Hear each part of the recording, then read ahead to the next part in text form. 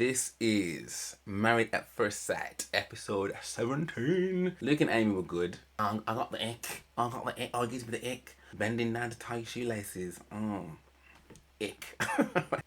and to be fair to him, actually, because, you know, I have cussed him off, like, a lot.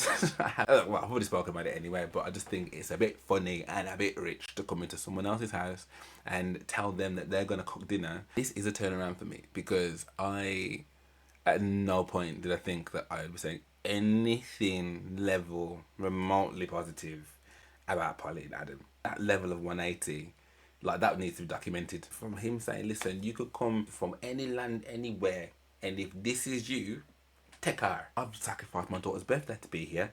It's just not for that cretin.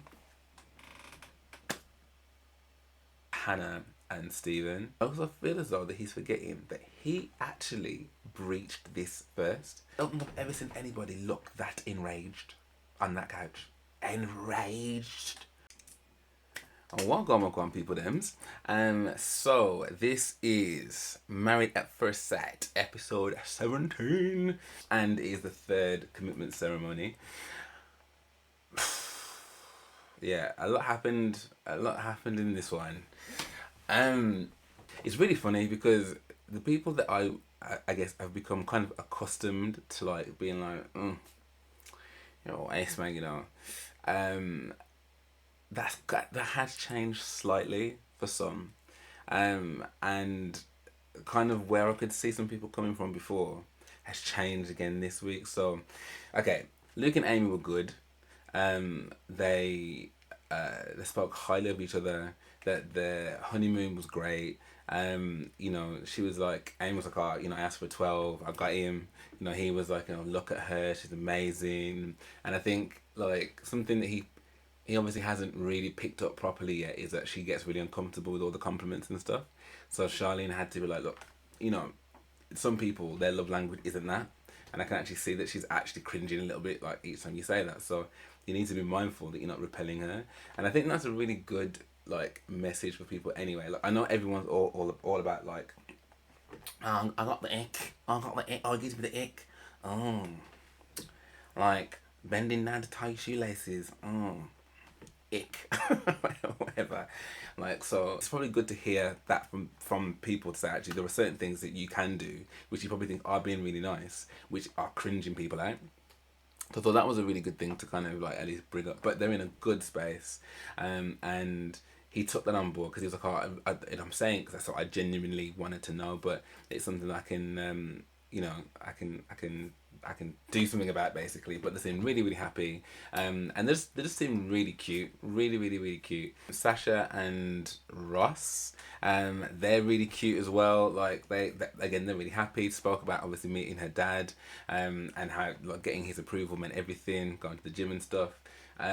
You know, and just before the commitment ceremony, like, she got, like, this book about, like, doing sign language and stuff, and they can learn together. So I'm presuming from that he also doesn't know sign language. So the fact that they can do it together, I think it's really, really awesome. And then they were talking about, like, what she can do to kind of give him butterflies and stuff, because she's like, oh, the only thing is I'd like to do something that makes him go, oh my god, like, I loved that and stuff. And he was like, but I just love you. And Paul was like, do you see what he's saying? Like, you are in fact, all of you are enough.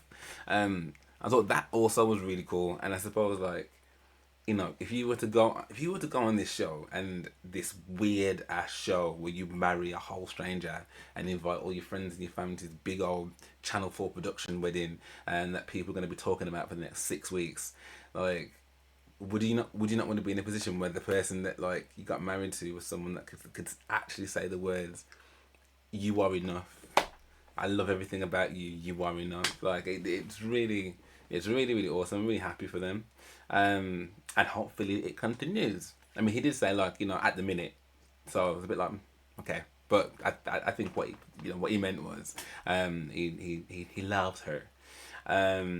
Then Emma and Casper. So, and yeah, they'll rock stay. Emma and Casper, like, he spoke about, like, and to be fair to him, actually, because, you know, I have cussed him off, like, a lot. I have cussed him off a lot. But I think he did make a point, like, which I guess I was kind of joking about it, being like, oh, I love it when you're sad. But actually, I guess what he was trying to say was like, when you aren't doing this big old bubbly, everything's great, everything's lovely all of the time. And it's funny actually because like, I have been accused of that from people before, being like, oh, you know, like I just don't buy that this positive da da da. And like the thing is, like I can understand where Emma's coming from in having this kind of outlook and protection and stuff, because I think, you know, life is difficult, and I think it's really really easy to succumb to like negative, like things that can pull you over and pull you under, sorry, and then it becomes really difficult to just navigate just day-to-day life. Do you know what I mean? Like if you allow things to bring you down. So I know one of my defense mechanisms is to always try and look on the bright side of things. But I think it's a really important distinction to make there. Just because, like, in a group full of people, I may not be exhibiting, like, oh, woe is me behaviour, doesn't mean that within my closest set of people, that those aren't the people that I will be the most vulnerable with. Do you know what I mean? Because I don't think everybody needs to see that. Because it's not everybody's business. So I think in that scenario where she doesn't know anybody, I think she has made steps to be vulnerable, in that she talks about the relationship. But I think to his credit, she talks about it from the perspective of what he ain't doing, and that he ain't no good. And let's call a spade a spade. You know, they're saying that she needs to let down her walls. The man said, listen, I don't do fat girls. That's what I'm saying. We can use the word curvy, but what he meant, I don't do fat. That was him. He hurt her. So you can't expect her to be like, you know, let me tell you everything about me when you've already done told me that, like, you can't even find me attractive. Like, I think, yes, the conversation probably is a little bit done if he's now prepared to, you know, put that to one side. And I mean, even that, put that to one side. We look like, put it to one side, like, okay. But look, that's his preference. It wasn't his preference prior. And, you know, if he's seen something in you that's made him stay, then you've got to give some level of credit if he is, you know, at least having conversations about things that make him connect with you more. So I will give him that. But I do kind of understand that, like, it's really, like Paul said later on down the line with another couple, like, trust is one of those things, yeah, that it's really hard to rebuild. And, you know, she took a full on, like, rocket launch to the face and her bathing suit. So why is he going to, like, sorry, why is she necessarily going to be like, oh yeah, let me be vulnerable with you? I don't really trust you, to be honest. But it does feel as though that she's got a, you know, a desire to want something to work with him, because she was very much, look, I can change, and I'm going to change, I'm going to show you, and da da da, because he wrote Leave. So that was interesting to see that from her. So okay, so a little bit of growth, and yeah, let's see what the following week holds for them. But yeah, I definitely took a little bit more of a I understood a bit more of what he was. Well, I was a bit more willing to understand what he was trying to say this week, I think. Kieran and Christina, again, they're good. I don't think this is the order, but yeah, they're good. Obviously his mom came, her best friend came. The both of them just happy that they're happy. They're really progressing. The way that they looked at each other, and I'm so glad that Paul pointed that out. It was like, yo, you mean it, man. Eye contact's important, and the fact that they were able to kind of hold that gaze and stuff, I thought, yeah. I did think it was really interesting that they said they hadn't been intimate since the honeymoon, though. Like, after all this good stuff, I'm like, well, okay. But then apparently he's got some next growth on his mouth or something. So I can understand why that would hinder some stuff, but it wouldn't hinder, like, you know, we're all grown here. Do you know what I mean? Like, it's not everything that has to be done on the mouth. So yeah, the honeymoon. The honeymoon was a long, for a couple that's as happy as they are, that has been progressively just, yo, everything's sick. Nothing not going. I don't know. I did raise my eyebrow at that, to be fair. I was like, I mean, they do seem really keen, and they do seem like really happy, so maybe I'm just being cynical, but okay. And they both decided to stay. Then you've got Ryan and Shannon, again, they're practically like a perfect couple at this point. Like they're just, but what I rate about it though is that it's just so low key. Like it's not even like, God, it's so amazing. Everything, like they're just like, yo, we're Chris, man. Like everything's just Chris. I didn't think I was gonna get her. I have got her. My eyes ain't wandering. We're just blessed. Like we're just really, the energy's good. They all picked up on that as well. So there isn't really much else to say about them two. They're blessed, they're happy, they both wrote yes. So they're staying. Nathan and Lacy, they're good. They obviously spoke about the drama with her mum, which I still think, and granted, I think the room was just like, Nathan, you put your foot in it. But I still stand by the fact that I think her mum was overly sensitive, man, because yeah, there is a certain way that you treat the in-laws or the elders, right? And I'm saying that it's not something that I would do personally. I really, like, I wouldn't, like, you know, I am definitely on, I want to impress the hell out of you mode, 100%. But I still feel as though that in that mode, there was not a requirement or any need that would have resulted in tears. I don't think. I mean, and again, look, everyone's different. If that's what it felt to her, that's what you know. That's her truth. But I do think it was disproportionate to what he actually said. You know, and well, I've already spoken about it anyway, but I just think it's a bit funny and a bit rich to come into someone else's house and tell them that they're going to cook dinner that you've brought over that they don't eat.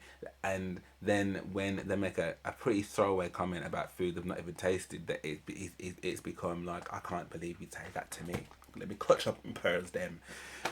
But okay, whatever. Like we do respect mums around here, so I think Nathan really, you know, he's like, I ain't bantering no one in that family. Like that just sounds so dead. Like imagine, like, you know, you got a family function, or whatever, and you're just thinking, oh God, I've got to go to the, you know, and it's, you know, it's the things that you find funny that I'm gonna have to try and like laugh at. But like, you know, if I overstep the mark by the, it's just maybe a bit more time around each other will make it easier, maybe. But the main thing is they seem really happy. He's falling for her. I did notice actually when they were walking through into the dinner party, like I did see someone's hand on someone's bottom, and I was like, who is in that kind of like, what's it? What you'd even call that? It was like an aqua turquoisey, or like neon turquoisey jumpsuit. I'm like, who's in that? Didn't realise it was Nathan and Lacy. I was like, oh, guana. So they're cool. Polly and Adam. Now this is a turnaround for me because at no point did I think that I would be saying anything level remotely positive about Polly and Adam. And I think where I will say fair play to her is that through her endurance, her reluctance to give in to what I think would be any other person's sense of like, I've had enough here. You come shame me up on national television, just enough. The fact that she was able to kind of stick in there and to see that there was something which, I guess, when they mentioned that thing about them being best friends and stuff like that, that has been thrown around a little bit before, but I didn't buy it because I was like, well, you wouldn't talk about your best friend like that. You wouldn't allow your best friend to be shamed up like that on national TV. But they both have said it before, and it seems to be that actually was what was carrying them, because he was like, I've been giving her 70%. And I would have been like, it looked more like 30, possibly 25, maybe even 10. Like, so the fact that you've had this incredible friendship, it looks like, that was the only thing that was missing, to just try and just to see. And it is I think, a big testament to say that your type, or what you think your type is on paper, given some time, potentially could alter. I mean, look, it's 3 weeks, so you know this ain't some lifelong. Everything's changed, everything's moved, and you know, does it mean that once they're out of this bubble of what this thing is? Because he was like, oh, you know, when he wrote "stay," which was like, what? He was excited. He actually used the word excited to see what on, which I have any of us seen any part of that, of excitement from Adam for Polly? So I was like, you know what, go there, girl. Yeah, man. Like you did your thing. You stayed the course. The only thing that I thought was interesting was that obviously he's made this big leap and bound with the cuddles and the kisses and the this and the that, and obviously she's saying like, I need more. I need more of everything. I need more, like the little kisses and just the to be proud of me in front of other people, because obviously a lot of her self-esteem and worth, I guess, comes from having that reassurance from a partner that she again is enough. And I think that's a natural thing. I think that people want to feel that assurance and stuff. So I'm just still apprehensive about whether or not he's going to be able to fulfill that, because that level of 180, like, that needs to be documented. That needs to be actually from him saying, listen, you could come and if from any land anywhere, and if this is you, take her. So to come from that to I'm excited and stay, that's a big jump. So I'm like, okay, cool. But respect is due. I have definitely cussed him off before now. So if they've found a groove, then it does make sense that they're still there. It does make sense that they're still there if that is the case. Oh, Alex and Holly, haven't done them. Okay, so Alex and Holly, yeah. I'm baffled with the judges on this one because, look, they've come on the couch, they've spoken about like how basically he feels blindsided. I mean, they tried to speak in the apartment, and that didn't go down too well. And again, like, his screw face, like, it's a good conversation because I think it ended better than where it started. But I feel like at the beginning of that, I was like, how can you have a conversation with someone and the looks they're giving you is like that? That would annoy me more than anything. So I'm like, I don't even know if what I'm saying to you is being registered, whether you're respecting what it is that I'm saying, because there is a difference between like listening to understand and then listening to respond. Do you know what I mean? And sometimes I feel like people, and I'm guilty of doing it myself sometimes, like, if I'm in a rush or something, sometimes I'm just like, you need to get the point, please, because what did it? But I feel like when you're in a relationship with someone, there has to be that room for that person, because if you don't feel respected to voice your opinion and you become voiceless or scared to give your opinion, then to me that's practically as dead as anything else. Lack of trust, like I can't feel like I'm invisible in this. And they failed to mention, because they were like, oh, he was like, you only bring these things up when we've got an audience. Like, even when we went away, there were still 2 or 3 people there, so it's still only me and you. And I was waiting for Holly to say, yeah, but when it's me and you, there is no issue. She's like, unless I'm just like going crazy, their communication has always been a problem from the get-go, from the honeymoon. It's always been a problem. So her saying to you that I don't feel I can communicate with you when there is a problem, to me shouldn't have been brand new. I don't know if that was just me, but we don't communicate well when there is an issue. For me, the issue this week was that, or last week even, was that they went to a dinner party and that he's having this full-on conversation with another wife, and basically his whole body language and everything said to her that he wasn't interested in talking to her, like, and she felt a way about it. She felt anxious, and then because it went on for so long, she wasn't able then to hold it in any longer. Wanted to talk to him about it, and he was just like, basically, no, respect me enough not to. And I was really hoping that the experts would pick him up on that and say, well, actually, like, what altered was that there was something that you had done to upset her. No one seemed to mention that. It was just, oh, no, like, you brought something up because there's more space and there's more people and because of the... I'm like, okay, that's all well and good, but there was a catalyst here. There was a catalyst that the editors made us all see, like, that you were speaking to Amy, which got her. So now I'm even more conscious that there are things that we just don't see, because why would they not mention that? That was a whole big part of it. They didn't mention it once at all. It's weird, right? I just think that's really weird. Why would you not mention that? That was the thing that caused her to get up from the table. And then when he's like, can you respect me enough not to talk to me right now? Like, the way even in which he said that to her, I was like, And don't get me wrong, I've said it before, like, it's not every person that's in conflict that can just brush it under the carpet there and then. Do you know what I mean? Like, some people they need their time just to calm down and whatever. But I would feel like he needs to do more in order to make her feel as though that it genuinely be okay for us to talk about this later, as opposed to being like, I've said, can you, but to his credit, to Alex's credit, when they were talking about like the facial expressions and stuff, it's just like that's just my face. Now listen, I think there's many of us out there, yeah, like because I know that I wear a lot of my expressions on my face as well, and you can't always control what your face is doing. I know Mel was like, it's your face, your brain controls your face, but sometimes there are just innate responses that happen when your BSometer is triggered. Do you know what I mean? When you activate that, yeah, there are certain faces which you can't always help pulling. You don't mean to. Do you know what I mean? You don't mean to, but it's just like, you know, you ever been listening to someone and just be like, I just know you're chatting the biggest load of doo doo, like the biggest big bull doo doo. It's so big and so stink. My face is gonna tell you that I know that. If I remember being in a meeting once with one of my managers and at one of my old jobs, and were talking to me about something that I just knew made. You know when someone's just talking to you and like you don't know what you're talking about, dear, and you're trying to make it sound like you know what you're talking about, but you and I both know that you don't know what you're talking about. So how am I meant to respect you when you're coming to me trying to talk to me like you know something and you don't know nothing? So I'm trying to be like, yeah, and I know. And the thing is, at one point you do kind of realize that your face, but not in the first like 2 or 3 seconds. You don't. It's like.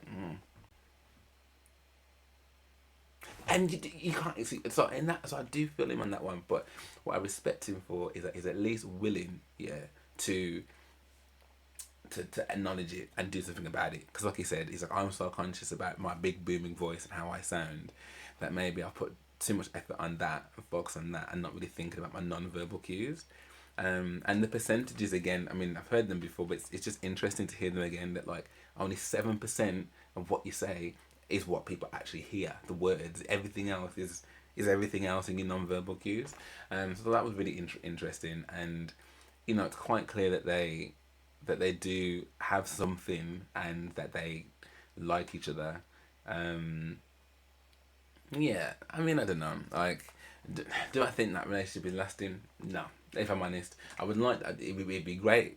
It would be lovely, but I just feel like it's just, you know, I've already heard words like it's mentally draining, and there's just been so, I don't know. I'm not hopeful, but look, this was a good week for them, even with all of that. Yeah, the end result, the resolution was nice. So let's see what happens tomorrow. Orson and Rochelle. I mean,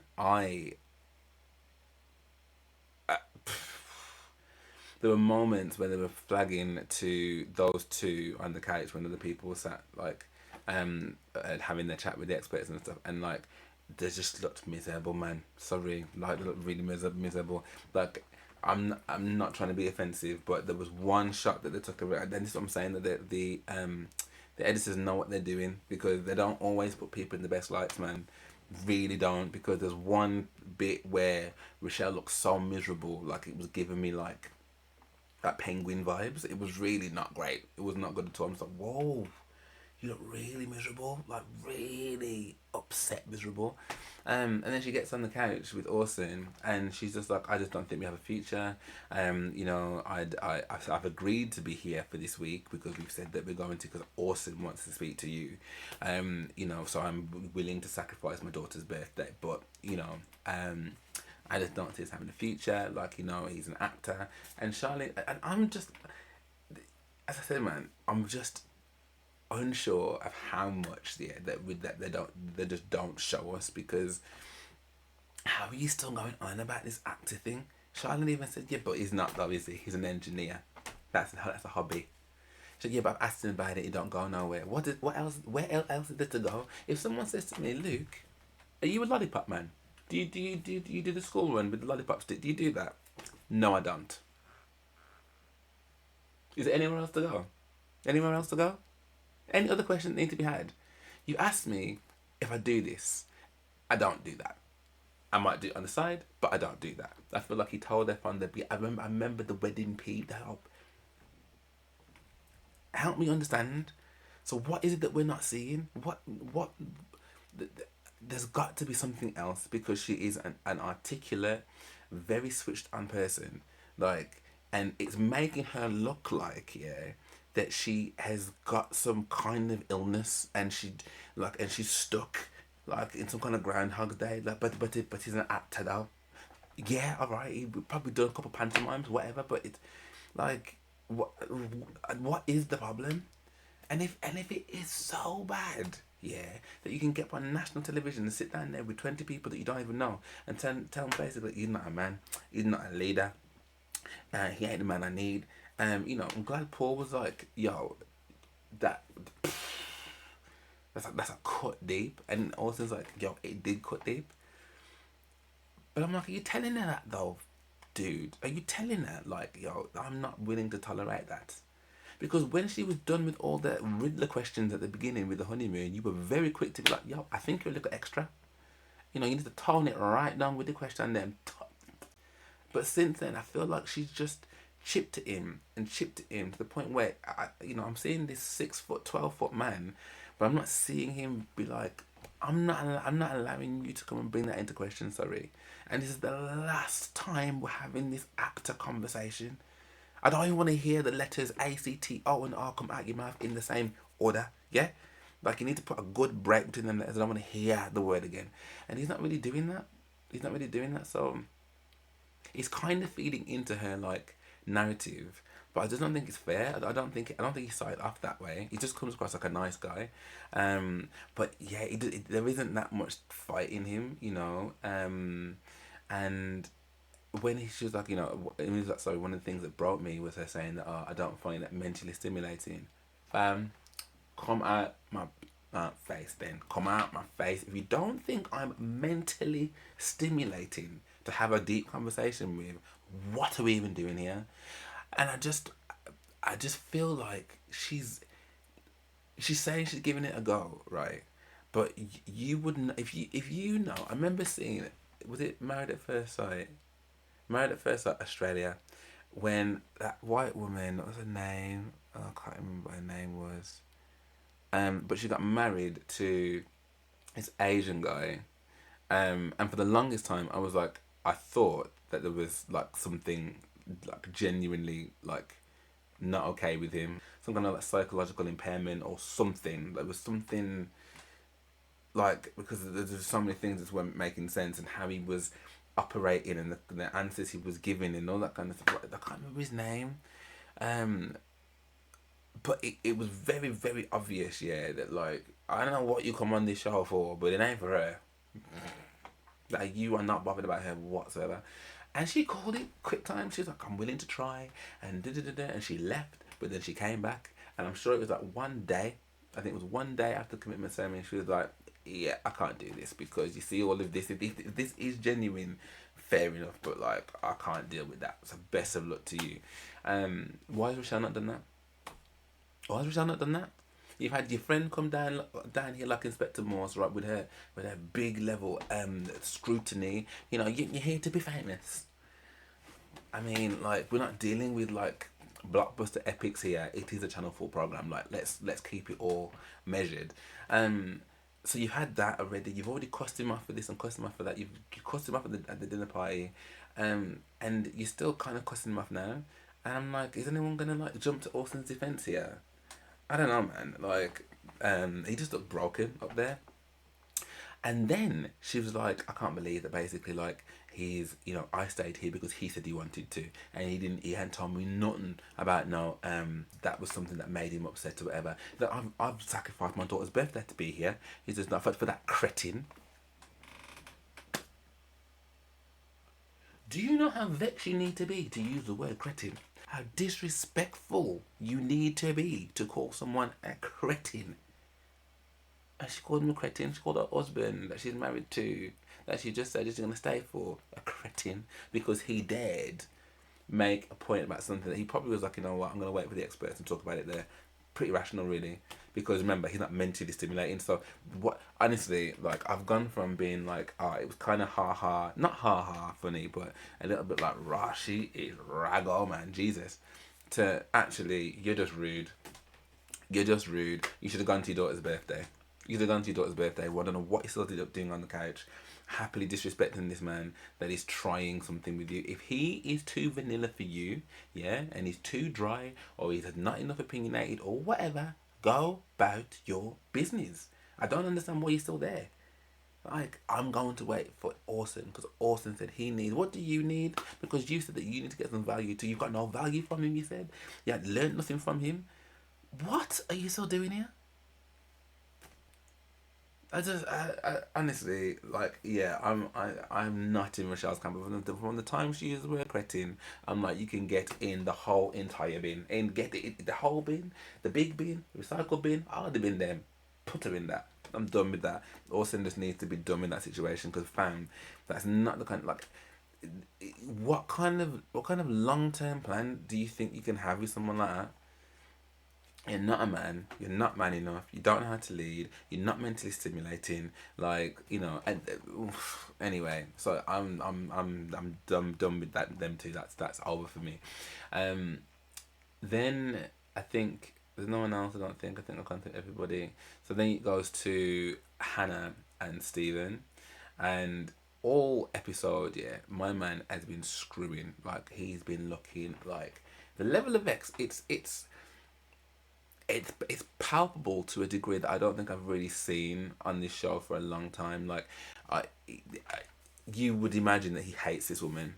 I mean, hate, littered with hate. It's deep rooted. It's seated. It's hate, and Paul even says, this body language is frosty as it comes. Like, what, and he obviously recounts the story again about the fact that he can't get past the point on the honeymoon that she's going to use this thing that he told her in confidence and use it as ammunition. And she's like, yeah, but I didn't. But I didn't. And I wouldn't. I couldn't. I wouldn't do that. And he's like, I don't believe you. And he's like, yeah, but I don't know what else I can really say. She's like, well, I don't know either. I want to trust God, this guy. And she's like, I can't believe that you do something like that. He's like, look, I came here to be brutally honest. I'll just say, yeah, I'm full of resentment. And Paul's like, wow, those are some strong words, Those are some strong words. He's like, I am. And she's like, then we've effed it, then, ain't we? Then it's effed. And, now to me, again, he seems like someone, like, I've seen the show enough to know, right, that, yeah, okay. And again, I don't know what the contracts are or if they get paid or how any of that works. I don't know if that's the reason why people would stay. But I've seen seasons where people have said, I am done.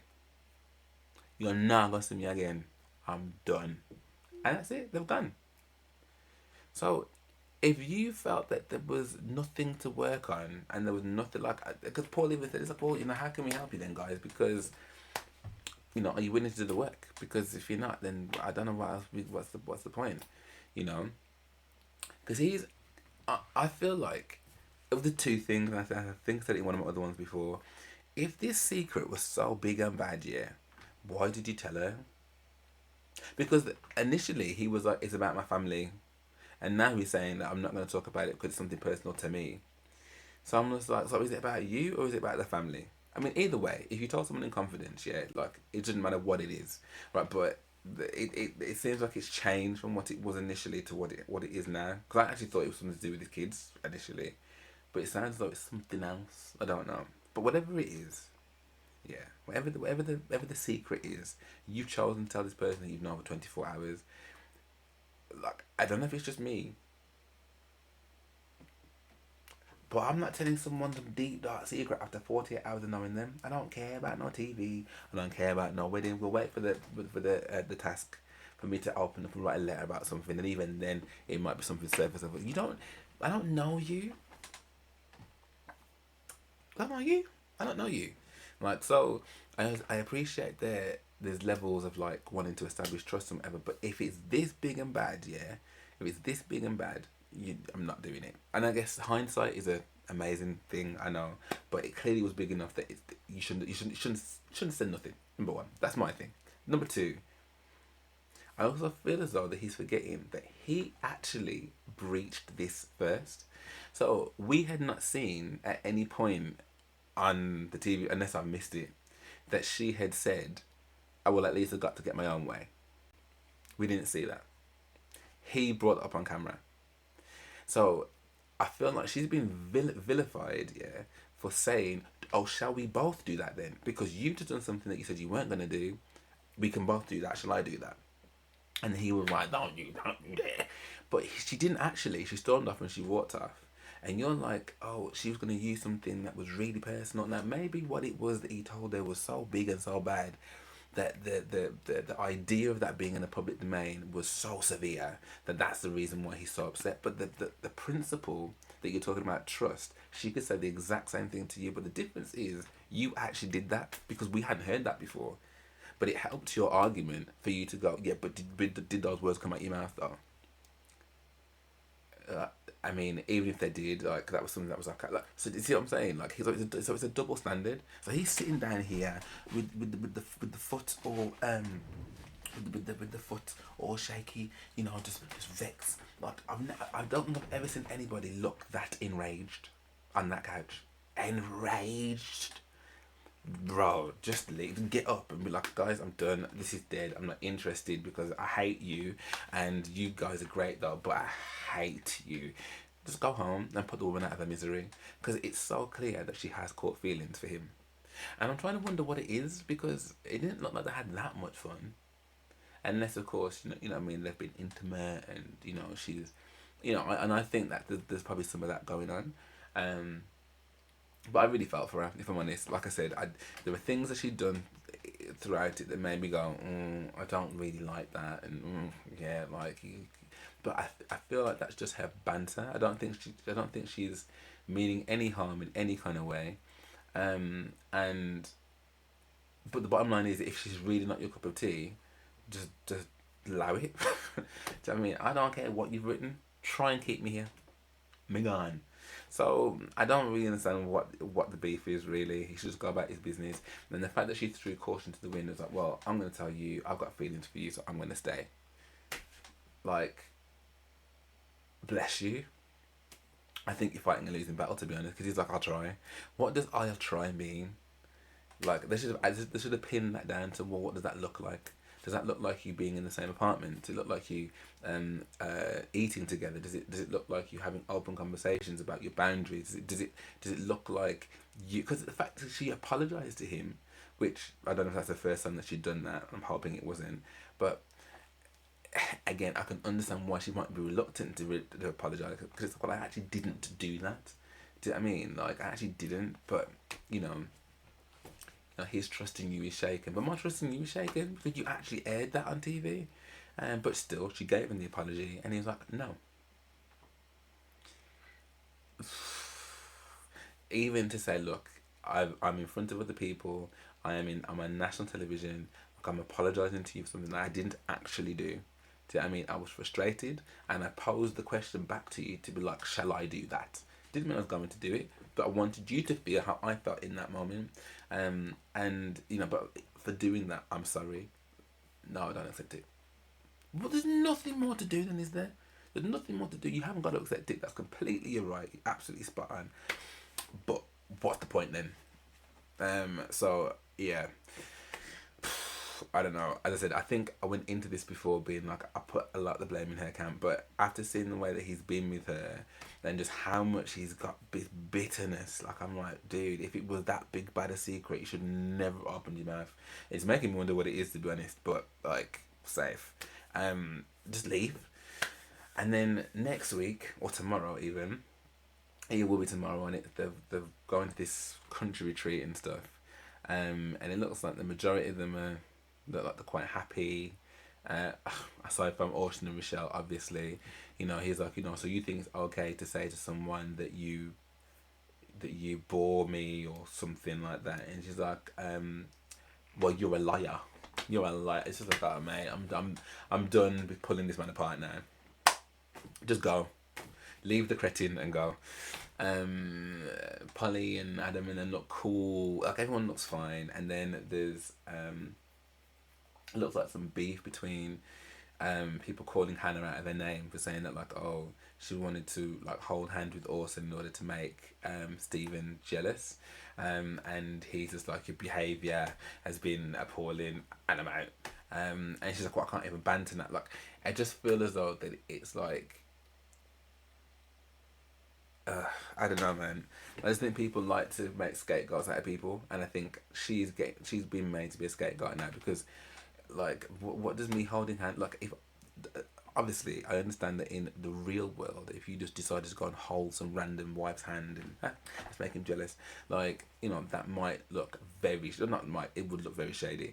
But in this environment where you're all hanging out together, like, and stuff, and there's obviously problems with this marriage, like, that could have been just a real throwaway thing. I'm just bantering and having a laugh and just, yeah, I want to make you jealous because actually, like, you know, I want something back from you. Do you know what I mean? Like, but not in any kind of like, oh, I'm trying to actually put some moves on Orson or that.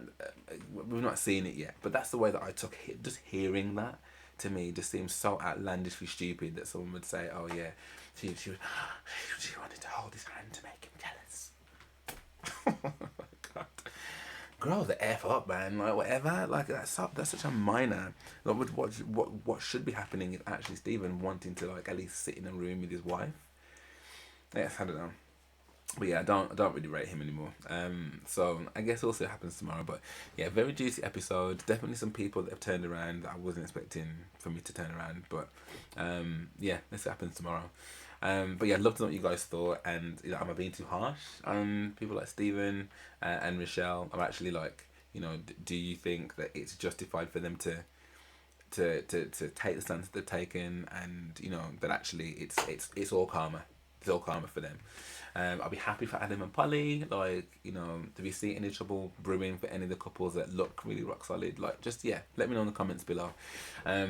Oh, I did have someone say in the comments actually as well, which probably has also steeped into my thought process, and I didn't even remember until now, is that apparently, allegedly, someone has come forward or something about some of the behaviour that Stephen has exhibited in the past. But I've asked for someone to drop an article just so I can see, because you know how these rumour mills have started and stuff. So I actually don't know if that is a fact, but someone wrote that on one of my videos. So yeah, I need to find that out as well, really. But like I said, I didn't like just how bitter he seemed to be about something which realistically is a bit of a double standard, in my opinion. But anyway, let me know what your thoughts are in the comments below. I would love to know what they are. If you did enjoy this, then please drop me a like and subscribe as well. Thank you very much. But yeah, for now, thank you for watching, and I hope to see you on the next one.